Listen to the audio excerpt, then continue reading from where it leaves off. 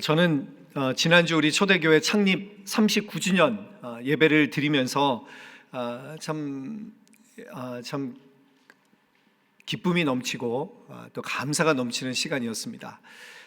그래서 제가 이제 주일날 교회 카페를 자주 가는데 그런데 지난주에 거기 봉사하시는 집사님이 목사님 오늘은 떡이 나와가지고 사람들이 많이 안 오셨다는 이야기를 들었어요. 그러니까 이 교회 떡을 우리가 아무 때나 주는 게 아닌데 여러분 지난주에 떡을 많이 먹어서 얼마나 또 감사한 시간이었고 무엇보다 제가 감사한 것은 안내를 서는데 우리 교회 이 세울 때부터 우리 교회가 생길 때부터 함께 하셨던 우리 장로님과 이야기를 나누면서 그동안 우리 초대교회 39년 동안 어떤 과정들이 있었는지 어려움의 그런 시간들 여러 이야기들을 들으면서 참 감사가 넘치는 시간이었습니다. 제가 지난번에 성지학습을 가는데 비행기 이렇게 자리에 앉았는데 목사님들은 부부로 오셨잖아요. 그러니까 이제 부부로 같이 이렇게 자리가 배정이 안 되신 분들이 자리를 바꿔달라고 그래가지고 그래서 막 이리 갔다 저리 갔다가 그러면서 나중에는 저 구석으로 어디 보이지도 않는 자리로 갔는데 그 옆자리에 앉으신 분이 누구신가 봤더니 천주교인이 앉으신 거예요. 여러분 천주교 이 캐톨릭 신자들이 성지순례를 얼마나 중요하게 생각하는지 아십니까? 꼭 가야 돼요. 그 자리마다 이제 거기서 미사를 드리는 것이 이 천주교인들이 가장 중요하게 생각하는 것인데 그러면서 이제 이야기를 나누다가 이제 소개를 했어요. 안녕하세요. 저는 어디 성당에 다니고 있는데 누구세요? 그래서 저는 우리 초대교회 섬기고 있는 부목사입니다. 그랬더니 이분이 깜짝 놀라시면서 아니 그 유명한 초대교회를 다니세요? 그러는 거예요. 그래서 아니 저는 여기 근처에 무슨 큰 캐톨릭 성당이 어디 있는지 하나도 모르거든요. 저는 여기 뉴저지에 어떤 성당이 있는지 전혀 관심이 없는데 아니 어떻게 아세요? 그분이 그 포틀리 그 밑쪽에 사시는데 아주 멀리 사시는 분인데도 소문을 들어서 너무 잘 알고 있다고 초대교회 이 교육부가 엄청나고 뭐 시스템이 잘 돼 있고 그러면서 막 이분이 그냥 교회를 너무 칭찬하시는 거예요. 그래서 이 기회다 싶어가지고 전도를 할까 이제 그러다가 이제 서로 잠이 들어가지고 별로 이렇게 그 이야기는 못 나눴지만 많은 이야기들을 나눴어요. 그래도 정말 교회의 좋은 점에 대해서도 많이 나누고 또 그분의 삶에 대해서도 이야기를 나눴더니 이분이 너무 기분이 좋으셨는지 이제 나가는데 그 천주교 팀 같은 팀에게 야, 나 목사님하고 얘기했어 막 이러면서 이분이 좋아하시는 모습을 보면서 참 이렇게 좋은 교제 시간이 되었다라는 생각이 듭니다. 여러분 이것은 세상적인 평가입니다. 그래도 우리 교회가 이렇게 좋은 평가를 받고 있다는 것이 너무나도 감사한 마음이고 제가 이 교회에서 사역하고 있다는 것이 참 하나님께 감사한 마음이 들었습니다. 자, 그런데 이 땅의 모든 교회가 귀를 기울여야 될 평가가 있습니다. 바로 그것이 우리 주님의 평가입니다. 오늘 라오디게아 교회를 통해서 하나님께서 주시는 말씀이 있는데요. 여러분 이 라오디게아 교회 주님이 주시는 말씀이 무엇인가 오늘 함께 은혜를 나누도록 하겠습니다. 먼저 이 라오디게아 지역은 어떤 지역인가 라는 것을 봐야 되는데 이번에 제가 성지에 가서 찍은 사진에 한번 띄워주시겠습니까? 여러분 이 라오디게아 지역입니다. 여기에 여러분 보시면 지금도 이렇게 거대한 아치형 건물들이 있고 신전들이 남아있고 비잔틴 시대의 교회터가 남아있습니다. 여러분 지금만 봐도 어마어마한 도시였다라는 것을 짐작할 수 있지 않겠습니까? 예, 됐습니다. 그래서 여러분 이 라오디게아 도시는 이 역사를 보면 상당히 부유한 도시, 가장 부유한 도시로 알려져 있는 그런 도시였습니다. 왜냐하면 위치가 동방과 서방을 이어주는 그 실크로드가 지나가는 그 관문 도시였기 때문에 사람들이 많이 다녔어요. 그리고 이 물자들이 많이 이렇게 왕래가 되었기 때문에 이 지역에는 상당한 이제 돈이 많이 몰리고 또 은행이 많았던 곳이라고 합니다. 그래서 한 일화로 AD 17년에 대지진이 있어서 지진 피해가 너무 커가지고 이제 뭐 건물들을 다 세워야 되는데 로마 정부에서 도와주겠다고 했는데 이 라오디게아시에서 거절을 했습니다. 우리는 우리의 힘만으로 도시를 재건할 수 있다라고 해서 도시를 재건하게 됐다라는 것이죠. 엄청난 부를 축적한 그런 도시였다라는 것입니다. 그 다음에 이제 라오디게아 또 가보니까 여러분 거기에는요 목화밭이 그렇게 천지입니다. 목화 재배가 활발하게 되니까 어떻습니까? 옷 산업이 발달했어요. 이 모직과 면직 산업이 발달했다라는 것입니다. 이 라오디게아는 지금 지명은 파묵칼레입니다. 파묵칼레. 이 터키에서 가장 유명한 관광지예요. 여기 하얀색 석회암 온천이 있는 곳으로 유명한데요. 이 파묵이라는 말이 목화라는 뜻입니다. 그래서 목화의 성이라는 뜻을 가지고 있는 곳이 이 라오디게아, 현재 지금 파묵칼레라고 할 수가 있습니다. 자, 그래서 얼마나 이 목화가 많고 이 옷이 얼마나 유명했는지, 여러분 이 로마 시대를 보면 원로원이 있잖아요. 거기 이제 있는 사람들이 흰 옷을 입고 다니잖아요. 흰 가운 같은 걸 입고 다니잖아요.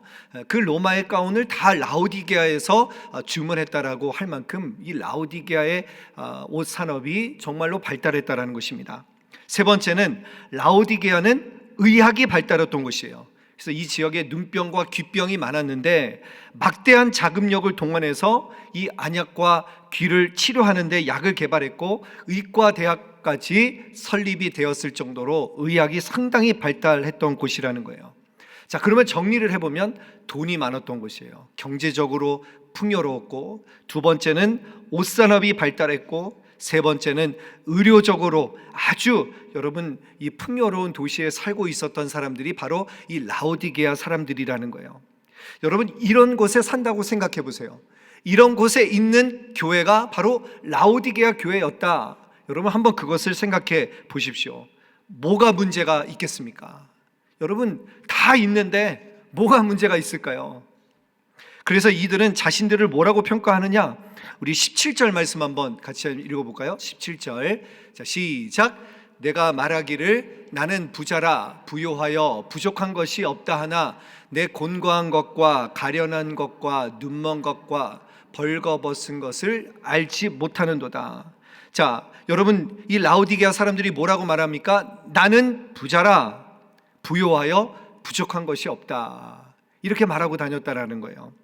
박해도 없고 평온하고 경제적으로 윤택한 삶을 살고 있으니까 포만감이 생기는 것이죠.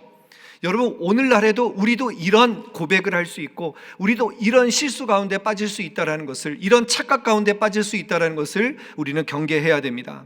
내가 지금 어떤 상태에 있는가, 여러분 그것을 평가하는 데 있어서 우리는 환경이 어떤 모습으로 펼쳐지는가에 따라서 우리의 평가가 달라진다는 거예요.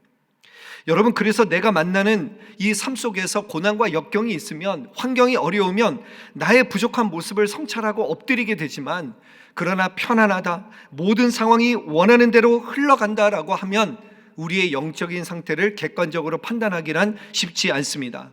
그래서 결과적으로 어떤 결론에 이르게 되냐면, 하나님이 나를 이렇게 축복하시니까 내가 편한 환경 가운데 사는 것이라고 생각하면서 우리의 영적인 상태가 곤고해질 수 있다는 거예요. 여러분은 자신에 대해서 어떻게 평가하고 있습니까? 여러분 성경적으로 평가하고 계십니까? 자, 그렇다면 라오디게아 사람들의 그 자신들의 평가가 아니라 주님께서 라오디게아를 보시면서 어떤 평가를 내리시는가 우리가 한번 보겠습니다. 우리 14절 말씀 같이 한번 보겠습니다. 14절 시작. 라오디게아 교회의 사자에게 편지하라. 아멘이시오, 충성되고 참된 증인이시오, 하나님의 창조의 근본이신 이가 이르시되. 여러분 라오디게아 교회를 평가하시는 분이 누구이십니까? 아멘이시오. 아멘이라는 말은요, 그렇게 될 것이다 라고 하는 뜻이죠. 그러니까 이 말은 무슨 말이냐, 그 일을 이루시고 실행하시는 하나님, 진리의 하나님이라는 표현입니다. 진리를 실현하시는 그 하나님께서 라오디게아를 가장 올바르게 평가하실 수 있는 그 진리의 하나님께서 평가하신다라는 거예요. 여러분 기억하십시오. 나의 영적인 상태는 내가 평가하는 게 아니에요. 하나님의 기준에 보았을 때, 아멘이신 그 하나님께서 나를 보셨을 때 나를 어떻게 보실 것인가, 우리는 그것에 집중해야 돼요. 여러분 그것이 우리의 목적이에요. 우리의 삶은요, 하나님이 나를 어떻게 보실까, 하나님이 나를 어떻게 평가하실까, 여러분 그것이 우리의 목적이 되어야 된다는 것입니다. 자, 그러면 라오디게아 교회를 향한 주님의 평가가 무엇입니까? 자, 우리 15절 말씀 한번 읽어보겠습니다. 15절 시작.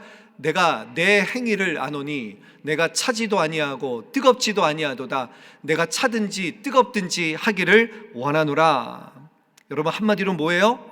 미지근하다라는 거예요. 라오디게아 사람들이 풍요롭게 살았지만 한 가지 문제가 있어요. 여러분, 부유롭게 살아도 풍요롭게 살아도 누구나 다 문제를 가지고 있어요. 근데 이 라오디게아 사람들의 문제가 무엇이냐? 바로 물 문제가 있었습니다. 특별한 수원이 없었기 때문에 이제 물을 끌어와야 돼요. 수로를 만들고 물을 끌어와야 되는데 저 북쪽에는 히에라폴리스라는 곳이 있어요. 거기에는 온천이 가득합니다. 그래서 이 파무칼레에 가면 이 온천 욕을 할 수가 있어요. 그리고 저 북동쪽에 보면 골로새가 있어요.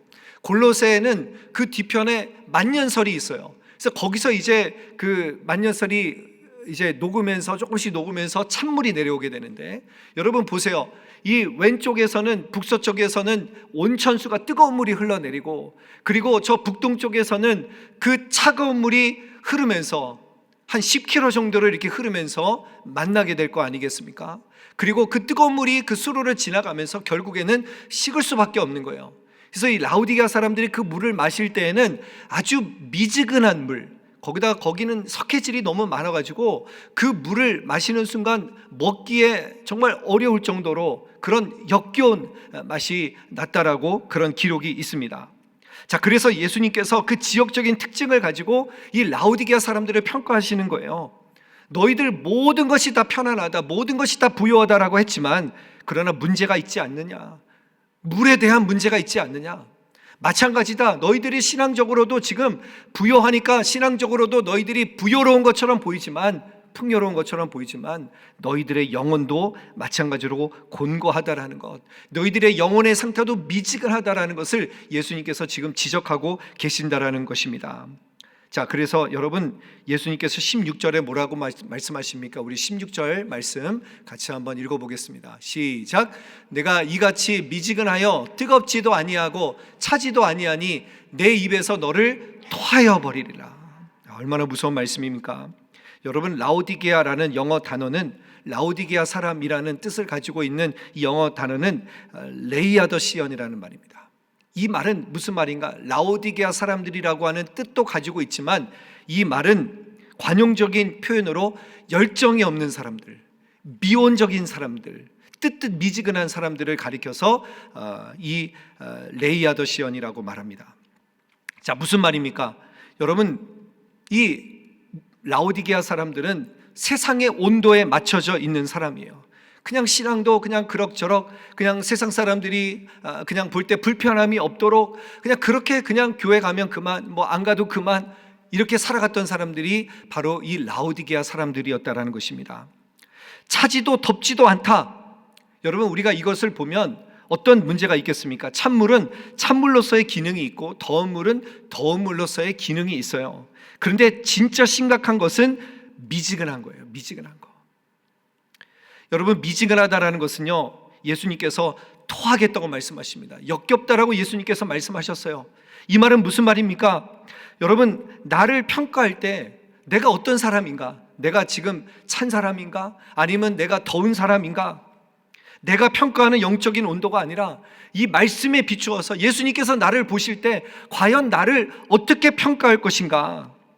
라는 것을 우리는 이 말씀을 통해서 다시 한번 생각해 봐야 됩니다.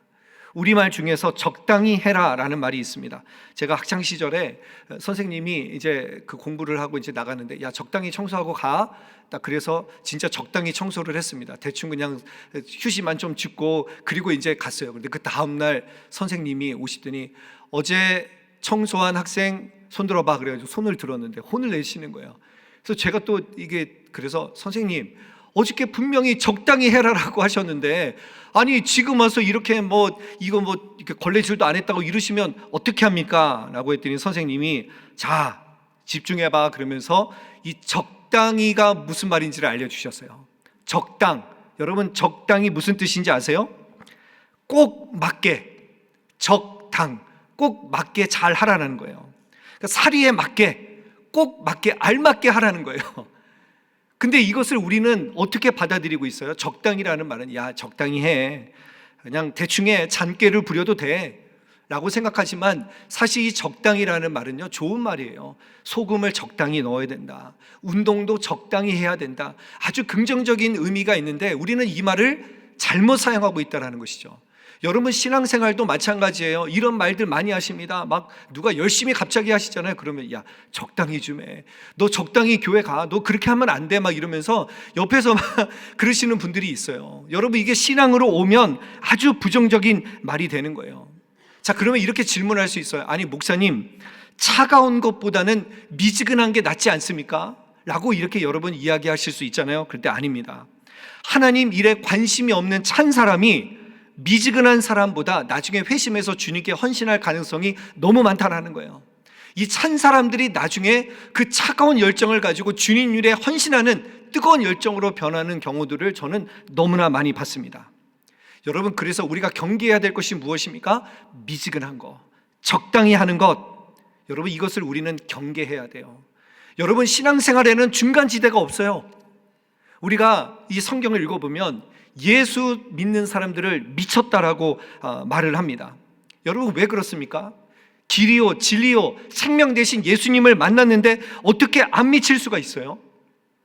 제가 예전에 그 이재철 목사님이 쓰신 글 중에 아주 제가 은혜가 되는 구절이 있었는데요, 이렇게 얘기를 하셨어요. 신앙이라는 것은 무엇입니까?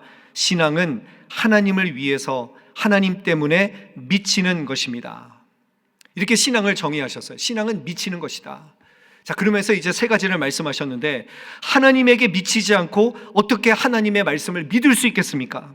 두 번째, 하나님에게 미치지 않고 어떻게 내 욕망을 버릴 수 있겠습니까? 세 번째, 어떻게 보이는 것이 아니라 보이지 않는 것을 목적으로 삼을 수 있겠습니까? 정말 와닿더라고요. 여러분, 우리가 하나님을 믿는다 하는데 어떻게 미치지 않을 수 있겠어요? 우리가 열정이라는 말을 영어로 보면 enthusiasm이라고 그렇게 말할 수 있습니다. 여러분, 이 영어를 보면요, 앞에 이 N이라는 뜻은요, N이라는 말은요, 뭐뭐 안에 있다라는 뜻이에요. 그 다음에 나오는 철자가 THU죠. through. 이 THU라는 말은 하나님이라는 거예요. 그러니까 이 enthusiasm은 무슨 말입니까? 하나님 안에 있는 사람의 당연한 반응이라는 거예요. 그것이 열정이라는 거예요. 하나님을 모신 사람의 당연한 반응은 바로 열정이라는 거예요. 여러분 기억하십시오. 대충 적당히는 없습니다. 우리 신앙생활에 있어서 가장 경계해야 될 것, 그것은 바로 여러분 미지근한 것입니다. 자, 그래서 예수님께서는 이 라오디게아 교회를 사랑하시면서 책망만 하시다가 이제 라오디게아 교회에 어떻게 이제 믿음을 회복할 것인가, 어떻게 그 뜨거움을 회복할 것인가, 이제 그 방법을 알려주시는데요, 우리 18절 말씀 한번 읽어보겠습니다. 18절, 자, 같이 한번 읽겠습니다. 시작. 내가 너를 권하노니 내게서 불로 연단한 금을 사서 부요하게 하고 흰옷을 사서 입어 벌거벗은 수치를 보이지 않게 하고 안약을 사서 눈에 발라 보게 하라. 이게 다 지역적 특징이라고 말씀을 드렸죠. 첫 번째, 안약을 사라는 거예요. 여러분, 안약을 사라는 것은 제대로 보라는 거예요. 뭘 제대로 보라는 거예요? 나의 영적인 실존이 어떠한지를 제대로 보라는 거예요. 지금 환경에 따라서 나를 평가하지 말고 이 말씀에 비추어서 나의 영적인 상태가, 나의 영적인 온도가 어떠한지를 제대로 보라는 거예요. 말씀의 기준으로 보라는 거예요. 자, 그 다음에 두 번째, 흰 옷을 사서 입어 벌거벗은 수치를 보이지 않게 하라. 여러분, 여기 다 모카밭이라고 말씀을 드렸죠. 그래서 그 흰 옷이 많았는데 내가 나의 그 영적인 공고함을 보게 되면요, 그러면 이 세상에 어떤 것도 나를 가릴 수 없다는 것을 깨닫게 됩니다. 그러면 누구에게 가게 됩니까? 우리 주님께로 나아가는 거예요. 나의 약함을 덮어주실 주님께로 갑니다. 왜요? 우리 주님께는 의의 흰옷이 있기 때문에 그런 거예요. 그래서 여러분, 흰옷을 사서 우리 주님께로 다시 가라는 거예요. 다시 복음의 자리로 나아가라는 거예요. 여러분, 이것이 회복이라는 거예요. 이것이 회복이다. 자, 세 번째, 불로 연단한 금을 사라 라고 말씀하셨습니다. 여러분, 당시에 금이 참 많았습니다. 그런데 여러분, 금도 보시면 그 불순물이 얼마나 이렇게 포함되어 있느냐에 따라서 14K, 18K, 24K 이렇게 구분하지 않습니까? 그러니까 불로 연단한 금을 사라, 이 말은요, 진짜 가치 있는 것을 추구하라는 거예요. 진짜 가치 있는 것을 발견하라는 것입니다. 바로 믿음이라고 생각합니다. 여러분, 이 세상에서 가장 중요한 것이 바로 예수 그리스도를 믿는 거예요. 이게 가장 가치 있는 거예요. 이것을 발견하라는 거예요. 그 중에서도 불로 연단된 믿음, 고난을 통과한 믿음, 이것이 우리를 부욕해 하고 우리를 열정 있게 만든다는 것을 여러분 꼭 기억하시기를 바랍니다. 여러분, 때로 우리가 세상을 살아가면서 편안하게만 살아가고 싶은데 고난이 있고 시험이 있는 사람들이 있어요. 기억하세요. 불로 연단된 금으로 만들기 위해서, 고난을 통과하는 믿음을 위해서 하나님께서 우리를 연단시키실 수 있다는 것을 꼭 기억하셨으면 좋겠습니다. 자, 그런데 여러분 기억할 것은 이 세 가지를 다 사라라고 말씀하고 있습니다. 불로 연단된 금을 사고 흰옷을 사고 그리고 안약을 사라는 것입니다. 이것은 뭘 의미합니까? 대가를 지불하라는 거예요. 여러분, 미지근하게 그냥 있지 말라는 거예요. 가만히 있지 말라는 거예요. 이것을 우리에게 예수님께서 어떻게 열정을 회복할 수 있는가 우리에게 말씀하신 내용입니다. 자, 그리고 마지막 결론이 계시록 3장 20절 말씀인데요, 우리 3장 20절 말씀 같이 한번 한 목소리로 읽어보도록 하겠습니다. 시작. 볼지어다 내가 문 밖에 서서 두드리노니 누구든지 내 음성을 듣고 문을 열면 내가 그에게로 들어가 그와 더불어 먹고 그는 나와 더불어 먹으리라. 마지막 예수님의 처방은 무엇이냐면 주님과의 교제입니다. 예수님과의 친밀한 교제가 답이라는 거예요. 여러분, 우리가 이 말씀을 외울 때 우리는 이 말씀을 어떻게 생각합니까? 불신자들을 전도할 때 우리가 전도할 때 사용하는 구절이 바로 이 말씀입니다. 근데 1차적으로 이 말씀은요, 영적으로 미지근한 사람들에게 주시는 말씀이에요. 영적으로 미지근한 사람들이 들어야 될 말씀이 바로 이 계시록 3장 20절 말씀이에요. 여러분, 저는 이 말씀을 다시 묵상하는데 이것이 영적으로 미지근한 사람에게 주시는 말씀이라고 하면 내가 이 말씀을 어떻게 받아들일까 생각하니까 내가 예수님을 믿고 있다고 생각하면서 예수님이 문 밖에 서 계신 경우들이 있다라는 거예요. 여러분은 어떻습니까? 내가 예수님을 믿는다고 하면서 내가 예수님이 주인된 삶을 살아가고 있습니까? 예수님을 믿는다고 하면서 문이 막혀 있는 거예요. 예수님이 계속 문을 두드리고 계시는데 내가 그 문을 열지 않고 예수님 안에 있지 않고 함께 있지 않고 그렇게 막혀 있는 상황 가운데 있지 않습니까? 여러분, 말씀을 듣고 세상 속으로 나아가는데 이 세상의 염려와 이 세상의 근심이 여러분들을 막고 있는 것 아니에요? 오늘 이 말씀이 우리에게 주시는 이 깨달음이 있기를 간절히 바랍니다. 그래서 이 말씀은 우리에게 초청하시는 그 예수님에게로 들어가라는 거예요. 주님의 교제 가운데 영적으로 부요한 사람이 되어야 되는 것을 오늘 말씀은 우리에게 강조해서 말씀하고 계신다라는 것입니다. 여러분, 사탄은 우리와 하나님과의 거리를 자꾸 멀어지게 만듭니다. 수백 가지, 수천 가지, 수만 가지 모략을 세워서 어떻게든지 우리가 하나님과의 거리가 멀어지게 만들려고 합니다. 하나님과의 교제가 끊어지게 만드는 것. 여러분 기억하십시오. 믿음은 하나님과의 거리예요. 여러분, 지금 주님을 문 밖에 세워두고 계시지 않습니까? 주님을 안으로 초청하십시오. 내가 주님과 얼마나 가까이 있는가? 여러분, 이것이 바로 영적인 온도이고 이것이 열정이라는 것을 기억하시기를 바랍니다. 마태복음 22장에 보면 마음을 다하고 목숨을 다하고 뜻을 다하여 주 너의 하나님을 사랑하라고 하셨습니다. 여러분, 왜 우리가 이렇게 하나님을 다하여 사랑해야 될까요? 하나님이 우리에게 다 주셨기 때문에 그래요. 하나님은 우리에게 아들까지 주셨어요. 뭘 더 주셔야 될까요? 하나님에게는 미지근한 부분이 없어요. 그러니까 우리가 하나님의 사랑을 진짜 받은 사람은 우리가 하나님께 열정을 다하여서 뜨거운 마음으로 주님을 섬길 수밖에 없다는 것을 꼭 기억하셨으면 좋겠습니다. 여러분, 미국의 백화점 왕이라고 알려져 있는 존 워너메이라고 하는 분이 있습니다. 이분이 미국의 최신부 장관까지 하셨던 분인데 이분이 한평생 교회 학교 선생님을 하셨다라는 거예요. 그런데 아무리 바빠도 교회 학교 선생님을 빠지지 않았다라는 거예요.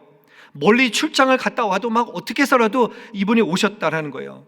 그래서 이 성도분들이 물어보셨대요. 아니, 이렇게 사회적으로도 이렇게 바쁘신 분이 어떻게 매 주일마다 이렇게 주일학교를 섬기실 수 있느냐고. 그랬더니 이분이 웃으면서 이렇게 대답을 하셨다고 합니다. 교회 봉사는 본업이고 사업은 부업이라서요. 한번 여러분, 말이 됩니까? 교회 봉사는 본업이고 사업은 부업이라는 거예요. 목사만 교회 봉사가 본업인지 알았더니 저는 이분을 보면서 참 큰 은혜를 받았어요. 아, 교회를 이렇게 섬기시는구나. 그러고 보니까 우리 수요 여성 예배 우리 리더십들을 보니까 이분들은 본업이 수요 여성 예배 리더들이십니다. 정말 얼마나 열정이 있는지 몰라요. 근데 제가 이분들하고 함께 사역을 하면서 제가 누리고 있는 유익이 뭔지 아세요? 여러분, 더 주님과의 관계가 깊어졌다라는 거예요. 얼마나 막 저한테 막 요구하시는 게 많아요. 목사님, 이것도 해야 되고요, 저것도 해야 되고요. 지난주에 뭐 레크리에이션 하다가 자괴감이 들었어요. 내가 이런 것까지 해야 되나? 안 맞는 일이잖아요. 그런데도 그냥 시키시니까 그냥 하게 되잖아요. 왜냐하면 우리 리더십들을 보니까 안 할 수가 없어요. 여러분, 저는 그냥 본업이라서 이 일을 한다고, 저는 헌신해서 이 일을 한다고 하는데 우리 리더십, 우리 권사님, 우리 집사님들을 보면 얼마나 바쁘신 분들이에요. 그런데도 이 수요 여성 예배를 사랑하는 마음이 얼마나 큰지 몰라요. 여기에 모든 것을 다 쏟아붓는 거예요. 여러분, 이런 분들과 친하셔야 됩니다. 여러분, 미지근한 사람들하고 친하시지 마시고요, 정말 열정 있는 사람들하고 교제를 해보세요. 그러면서 우리가 정말 주님께서 우리에게 주신 그 모든 사랑을 우리도 전심을 다해서 주님 앞에 반응하며 이렇게 섬겨간다고 한다면 정말 하나님께서 우리 가운데 주시는 은혜가 정말로 저는 엄청난 은혜라고 생각을 합니다. 여러분, 우리 수요 여성 예배 미지근하지 않았으면 좋겠어요. 그냥 그냥 내가 스케줄 있으면 빠지고, 그게 아니에요. 여러분, 저는 아예 이 수요 여성 예배 딱 저의 이제 직책이 여기 이제 세워진 거잖아요. 저는 빠질 수가 없어요. 어떻게든지 어떻게 해서 대안을 세워서라도 이 수요 여성 예배를 하는 것처럼 여러분들도 마음을 여기에 아예 쏟으시고 정말 열정을 다해서 우리가 이 여성 예배를 통해서 하나님께 영광 돌리고 또 하나님을 사랑하는 저와 여러분들 모두가 되실 수 있기를 바랍니다. 여러분, 이 말씀은요, 이 라오디게아 교회에만 주신 말씀이 아니에요. 소아시아 7교회에 주신 말씀이 계시록에 나와 있잖아요. 계시록 2장 3장에 나와 있는데, 근데 소아시아를 가보니까 소아시아에 이 7교회만 있었던 게 아니에요. 수많은 교회들이 있었어요. 근데 왜 7교회를 택하셨을까요? 이 7이라는 말은요, 계시록에서 상징이 있어요. 모든 것을 의미하는 완전수입니다. 그러니까 이 말은 무슨 말이냐? 7교회에만 주신 말씀이 아니에요. 우리 모든 교회에 주신 말씀이 바로 이 말씀이라는 거예요. 귀 있는 자는 성령이 우리에게 말씀하시는 이 말씀을 들어야 할지니라. 여러분, 이 말씀에 귀 기울이시고 이것이 우리를 향한 하나님의 말씀이라는 것을 기억하셨으면 좋겠습니다. 19세기에 영국 교회의 부흥을 가져왔던 이 스펄전 목사님, 정말 대단한 목사님이시죠. 이분의 기도문을 제가 봤어요. 근데 이분이 이렇게 기도를 하셨어요. 주님, 미지근한 교인 5,000명보다는 12명의 뜨거운 심령을 주시면 이 영국 런던을 바꾸겠습니다. 하나님 앞에 결단하셨다라는 거예요. 무슨 말입니까? 미지근한 5,000명은요 오히려 신앙의 열정을 뒤로 잡아당기는 걸림돌입니다. 이렇게 고백하셨어요. 오히려 심령이 뜨거운 12명을 달라 주님 앞에 기도했던 것처럼 여러분, 신앙생활에서 미지근한 것은 안 됩니다. 미지근한 것은 주님이 베푸터 버리신다고 하셨어요. 지금 내 신앙생활에 여러분, 뜨겁지 않고 아니면 미지근해져 버린 그 해이해져 버린 모습이 어디에 있는지, 어디서 떨어졌는지 한번 우리가 오늘 말씀을 통해서 함께 나누시고 정말 주님께서 우리에게 주시는 그 열정을 가지고 다시 한번 주님의 나라와 주님의 교회를 위해서 헌신 봉사하실 수 있는 저와 여러분 되실 수 있기를 주님의 이름으로 간절히 축원합니다. 아멘.